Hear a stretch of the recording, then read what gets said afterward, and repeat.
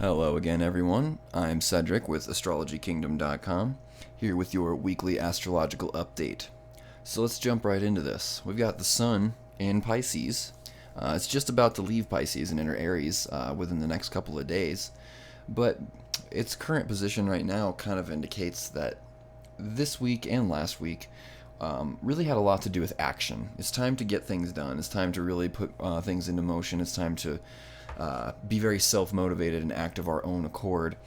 And it could get to a point where it's like, okay, I don't feel that inspired. I don't feel like I really want to take action on things. Like I really don't want to put a whole bunch of effort into my career goals or my whatever other goals, whatever it is that you have going on in your life.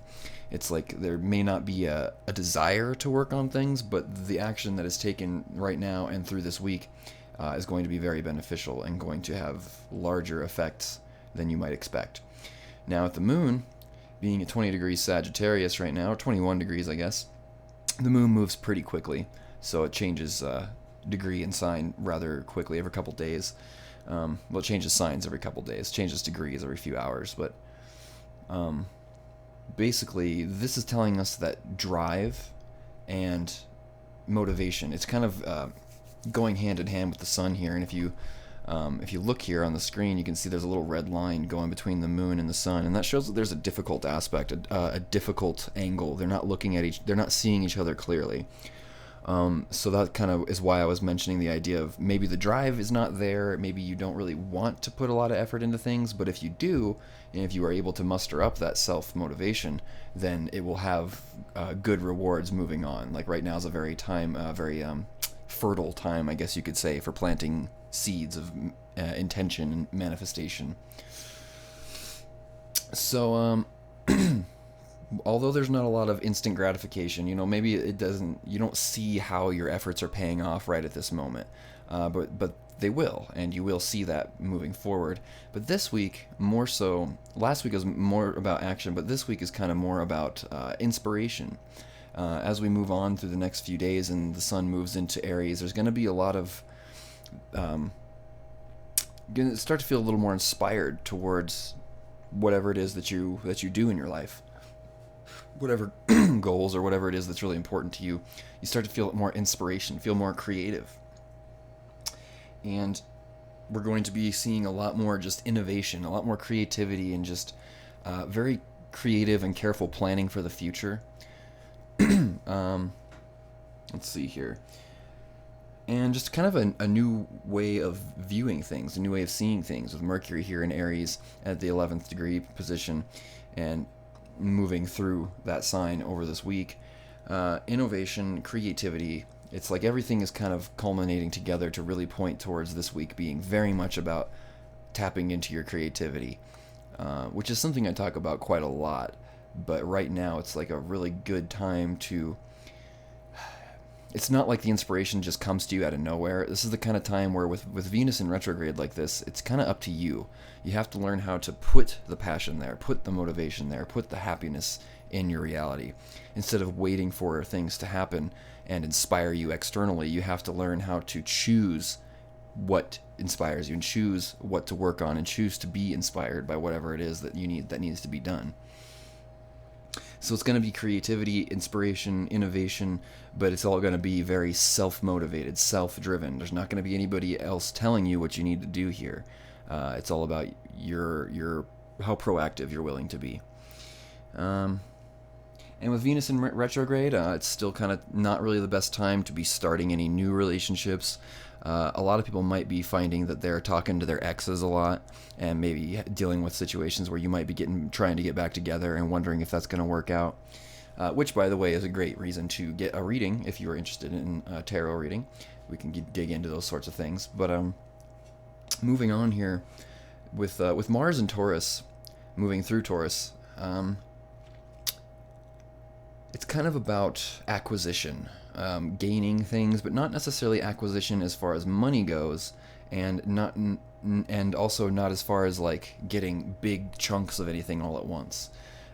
This is more of an acquisition of knowledge, acquisition of planning, of just information that you need that applies to what you can take action on in the future, or how that you can manage things. Maybe it could be that this is kind of a time of learning how to work smarter and not harder, and that's where all this creativity comes in.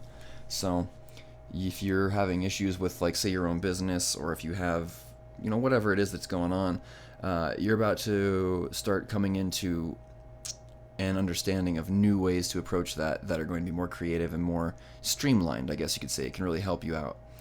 And with Jupiter in retrograde here, basically it's kind of telling us that the test right now is to learn how to endure long periods of something when you're not getting rewards for it.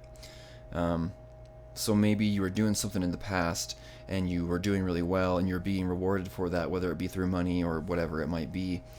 But then all of a sudden you stop getting all that external support. You stop getting, you start feeling as though you're not getting as much out of what you're putting in. You're not getting as much of a payoff as compared to the effort you're putting in. But this Jupiter retrograde period is kind of what that's all about learning how to manage the times when you start to lose your passion for your goals, and you start getting bored, or you start having a slow period when things just aren't quite going the way you want them to. And this is like to test what you do in those situations and how you handle those sorts of things.